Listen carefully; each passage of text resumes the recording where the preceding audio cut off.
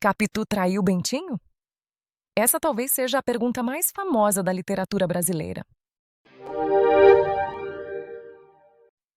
Mas e se eu te dissesse que essa dúvida é o verdadeiro propósito do livro?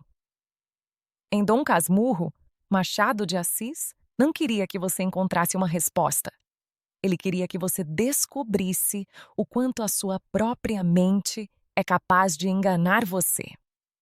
Hoje, vamos além do mistério de Capitu.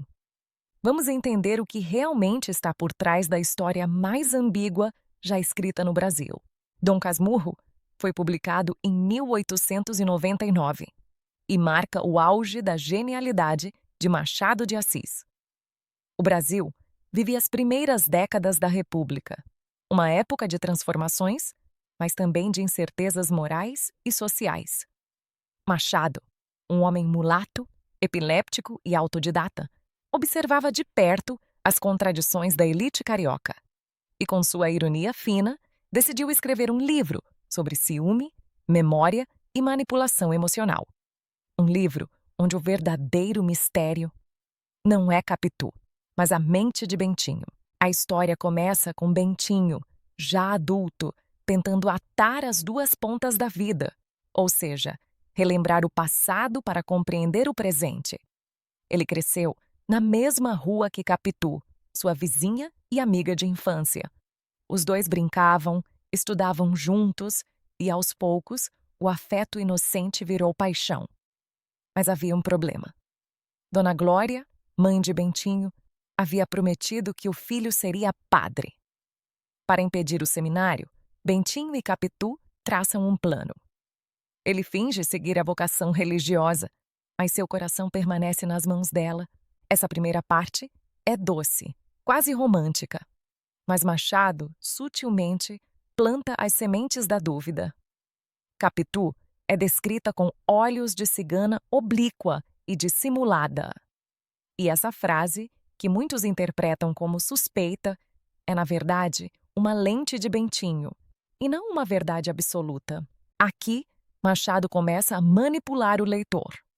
Tudo o que sabemos sobre Capitu vem da mente de um homem inseguro, ciumento e confuso. A pergunta não é quem é Capitu, mas sim quem é Bentinho quando fala dela.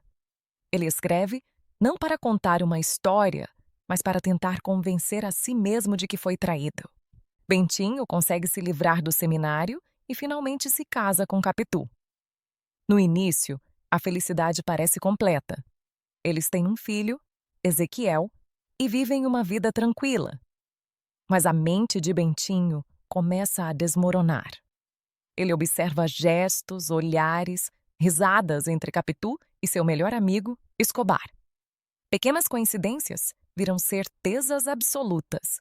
E pouco a pouco, o amor vira obsessão. A morte de Escobar, por afogamento, é o ponto de virada. No velório, Bentinho observa Capitu chorando diante do caixão e imagina ver nos olhos dela uma lágrima de amor proibido. A partir daí, tudo o que ele vê é suspeita. E tudo o que ele lembra se transforma em prova. Machado cria um narrador não confiável, um dos primeiros da literatura moderna. Bentinho é vítima da própria imaginação. Ele reescreve a memória para encaixar a história que precisa acreditar. Assim, Dom Casmurro se torna um estudo psicológico sobre como o ciúme distorce a realidade. E talvez Capitu nunca tenha traído. Talvez tenha sido apenas o reflexo do medo de Bentinho, de perder o controle. O tempo passa. O casamento se dissolve em silêncio e desconfiança. Capitu, cansada das acusações, parte para a Europa com o filho.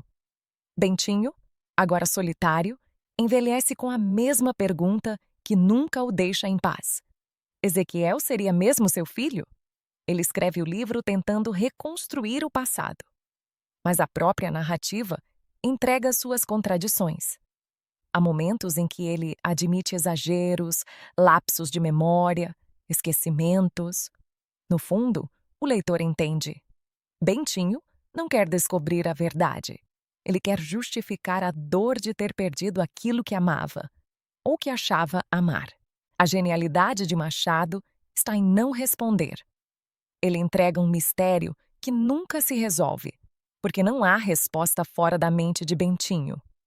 A dúvida é o motor da história e é também o espelho da nossa própria vida. Quantas vezes criamos histórias na cabeça e chamamos de verdade? Quantas vezes amamos alguém e acabamos amando apenas o que imaginamos dela? O livro termina com Bentinho, já velho, isolado, amargo, um homem que vive com as lembranças que ele mesmo distorceu. O apelido Dom Casmurro vem de sua vizinhança. Um homem fechado, casmurro, preso ao passado.